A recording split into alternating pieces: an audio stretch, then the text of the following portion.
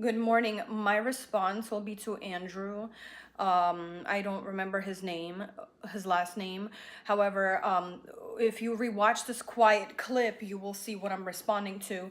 It seems to me in this clip, Andrew, just like all the red pill people, have these trained responses that are made to confuse people and somehow win a debate or argument. However, whatever mash of words you've made, it's still not going to work to have us give up our rights.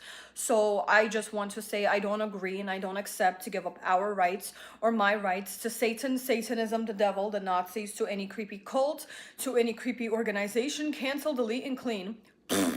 um Additionally, if you watched Andrew over here, he got so angry at in this debate, he started turning into a hamster. He was like, if you see his face, he's like, so like I said, it doesn't matter. We will still not give up our rights.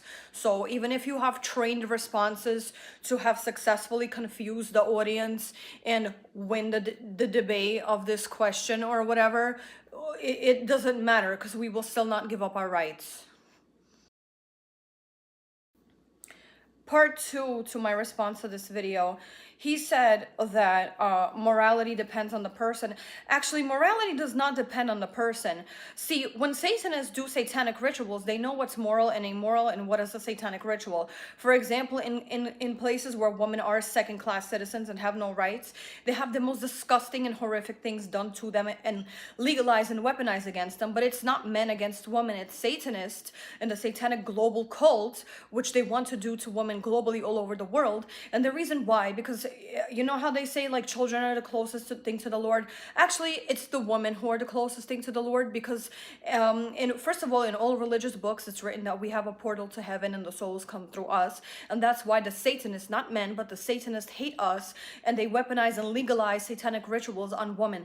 That's why women are treated the way they are. That's why we are told to be sexually pleased is not important, even though we have the God-given bodily function.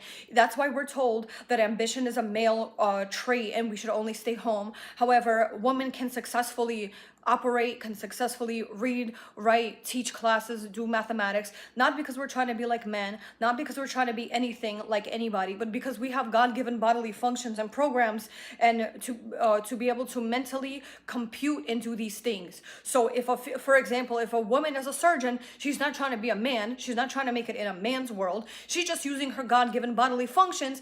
And the country at this time has lost its battle to Satanism, and women are able to use their God-given bodily functions, and they are able to be a surgeon during that time. So where women have no right to do anything, it's not because they can't, it's not because they're stupid.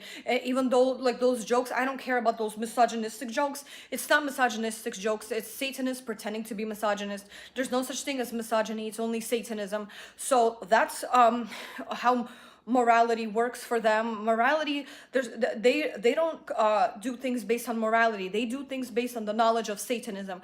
Once again, for example, if you watch those videos and you see the most horrific things that happen to girls, for example, let me give you the biggest example. When you see a 5-year-old girl overseas who is sold to a 70-year-old man, or the man crying that they can't buy 5-year-olds anymore for marriage, that is not moral. That is not a question of morality. That is a question of Satanism, and they know that. So this whole thing of this confused trained responses, blaming certain things on morality, it does not make sense, and it is kind of like blocked off and cancels itself out, because Satanists don't do things based on morality. They do things based on the knowledge of satanic rituals.